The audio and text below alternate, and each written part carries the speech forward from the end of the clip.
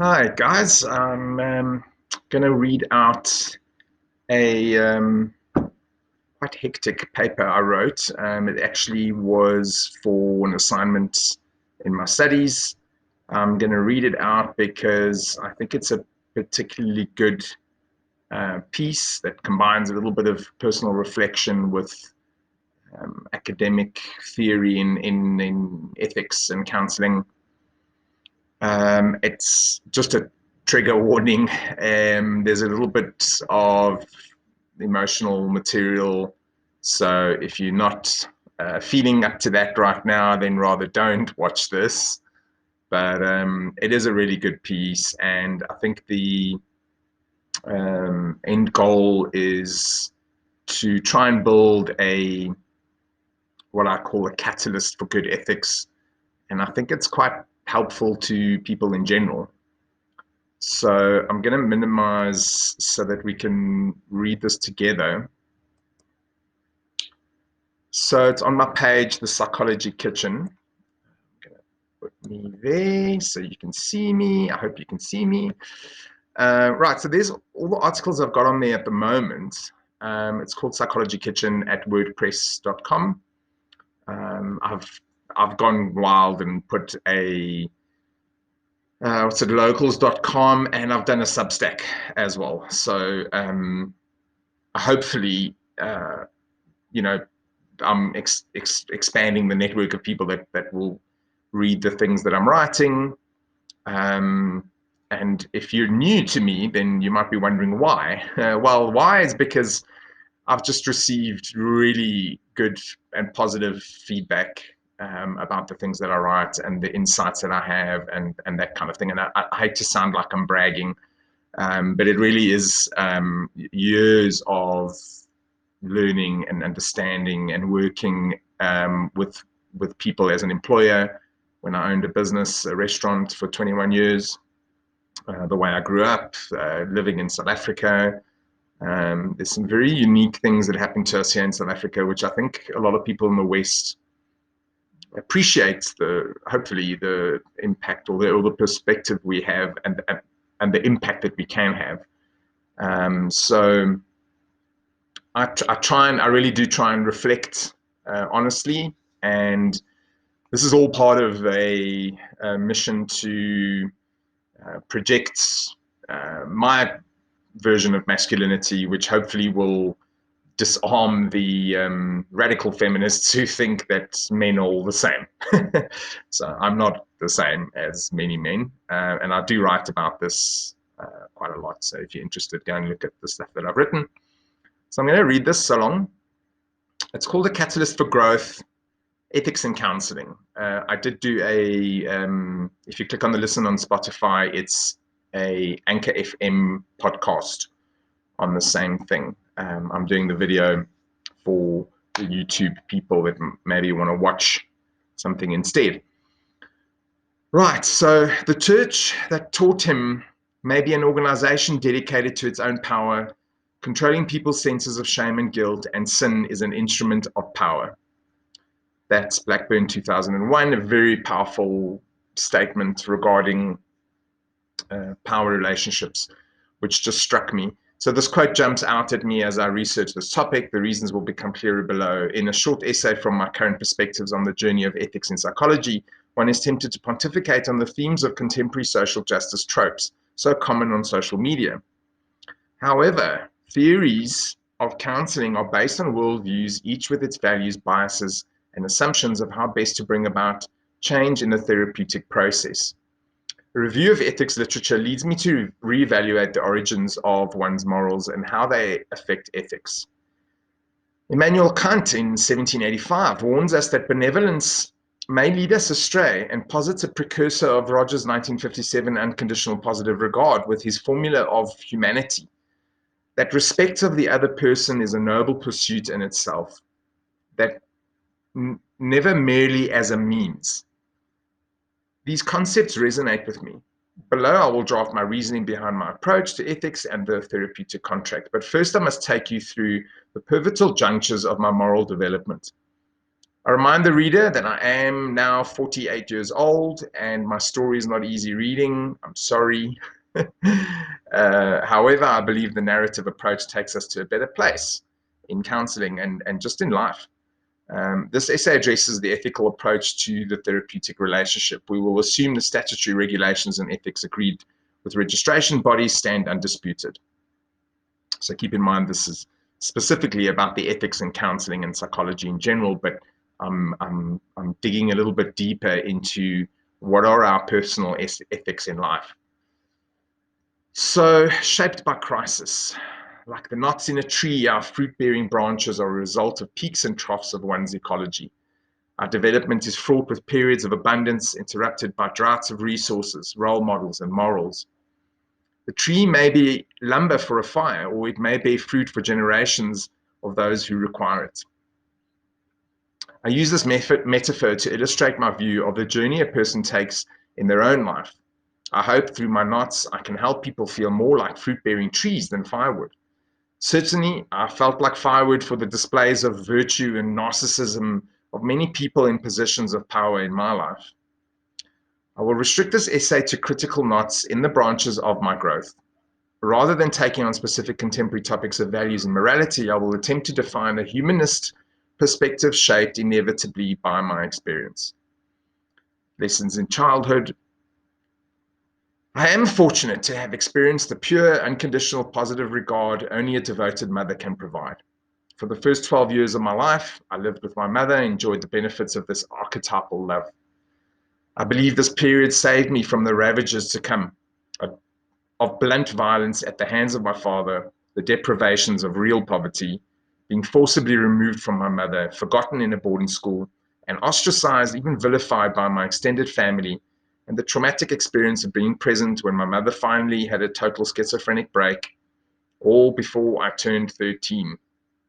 By then, adult failures had convinced me that no one needed me, that life only held suffering in store, that love was extremely rare, and adults were all selfish, brutal beasts guarding their domain with inhumane indifference.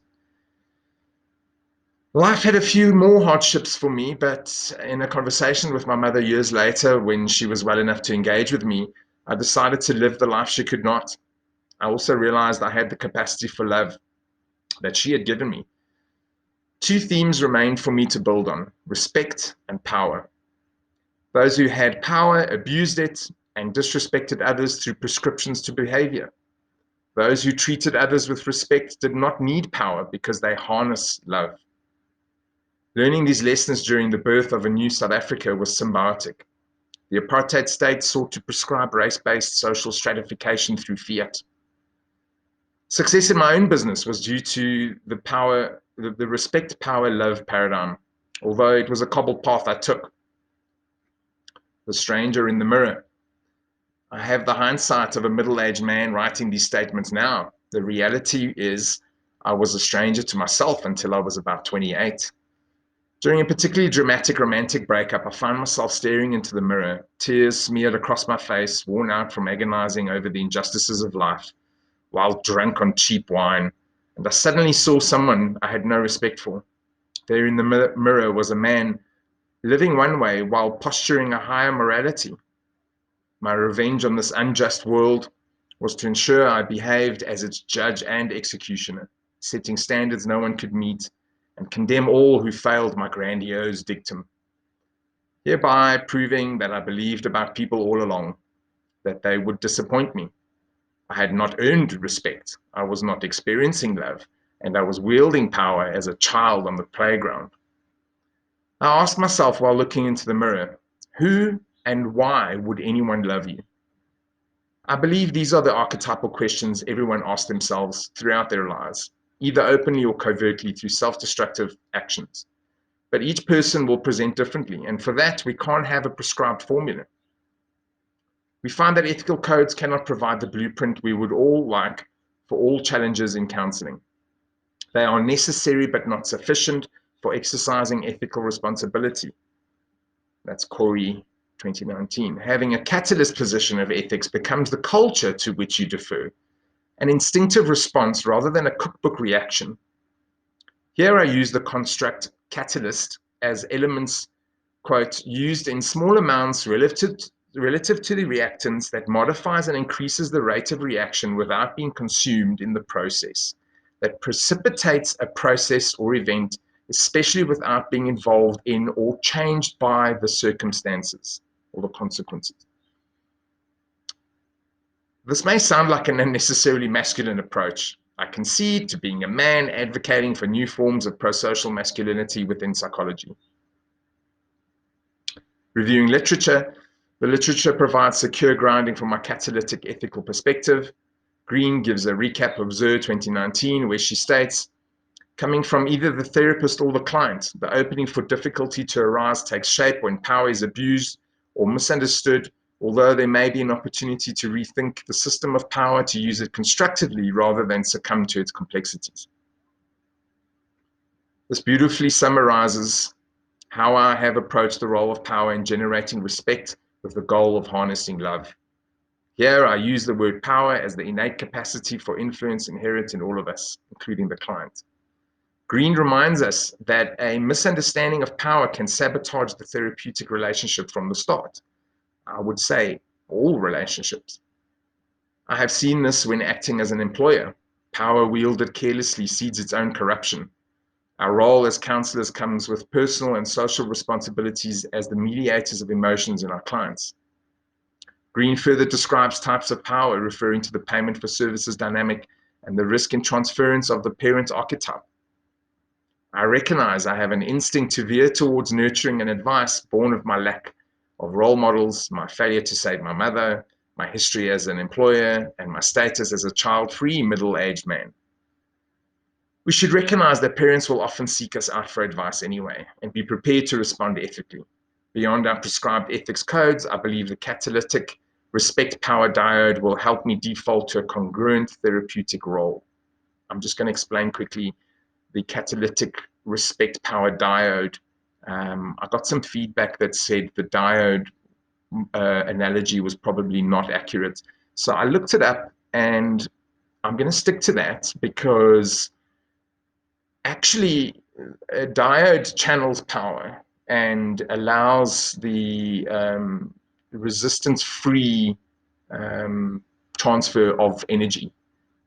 So I'm going to stick to that because I'm not actually talking about the dipole, which would be something that splits the positive negative.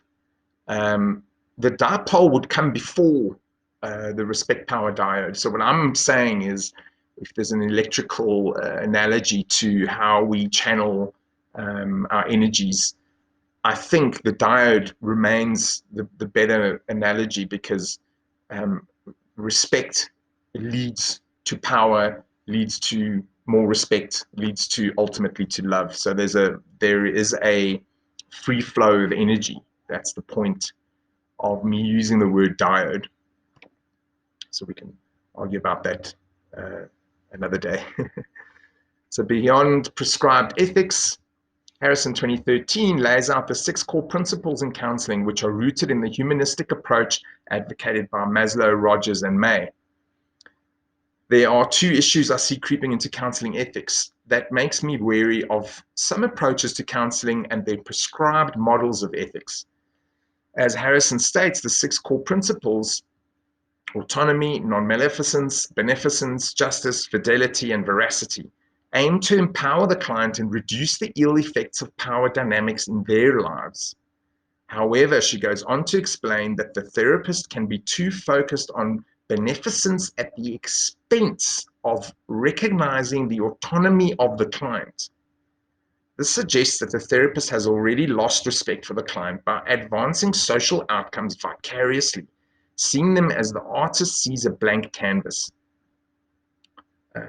Another analogy I'm familiar with, because as maybe you can see behind me, I'm actually an artist. So I see this relationship happening. In philosophy, we find that adherence to codes may be insufficient, that assuming one's good conscience is not enough because consciences can be as perverted as anything else. Blackburn, 2001. Further, we find that Barnett, 2007, questions the motivations of some therapists who naively seek to help people as being reluctant to enter into the difficult emotional storm which can be brought forth. The risk lies in the misguided altruist using ethics that seek to neutralize power within the therapeutic forum to exorcise their own unquiet spirit at the expense of the client's growth. The wounded healer should always aim to leave their demons out of the therapeutic relationship. Barnett, 2007. It's a brilliant paper. I cite it repeatedly because they address the wounded healer concept quite thoroughly. Instead, deep respect for the client allows us to modulate power between us, with the outcome being the gradual and progressive gain of the client's own internal power resources. This respects the dynamism theorized by Maslow in the client's need status, harnessing the libido of Jung to create the healthy individualism of May. That's Reichman, 2008. As opposed to first year, which was a few years ago, I now fall short of advocating for complete unconditional positive regard in the therapeutic relationship as advised by Rogers in 1957. I recognize the risks mentioned by Harrison in 2013. For example, the silence allowed in Rogers' approach can destabilize the power dynamic. I believe the mother archetype is capable of unconditional positive regard, but we know that the progress requires father archetype to provide the distinction one requires to move forward. Coercive power. As an employer, I would frequently be forced to resort to exercise coercive power to get someone to perform their duties required within the scope of their job. I have always exercised this power cautiously because I have been on the receiving end of unchecked coercive tyrants, and I know the deep resentment it can foment. Reading Zur and Green, I relate to the dangers of this power within therapy. I will have to find ways of moderating my instincts to coerce people. I risk diverting clients into adopting signs of growth to assuage my coercive directives. However, power within the therapeutic relationship can be exercised to achieve goals beneficial to the wider society. And my part I'm adding to that, even though I agree with that, is especially the society the client lives in, if utilized carefully at the pace of the client. Crucial details there. So it's all good and well to advocate for wider social change, but is it within the client's ecology, and can it be utilized carefully, safely by the client, and is it at the pace of the client? Is the client ready for that? So my conclusion, my life experiences tell me no good comes from wielding power over others, especially if it does not progress their goals in their ecology. I find a home for these principles in counseling psychology, but I also position myself to modulate, mediate, and moderate power as its libidinal flow of emotions. I take the baton tentatively and turn to face the future, knowing that you can never reduce humans to a fixed set of codes. The existential psychologist Rollo May has inspired me in his parable. At the gates of heaven, St. Peter scolds the behavioral psychologist. You made man over into the image of your childhood erector set or Sunday school maxims, both equally horrendous. Thank you, and I hope you enjoyed that.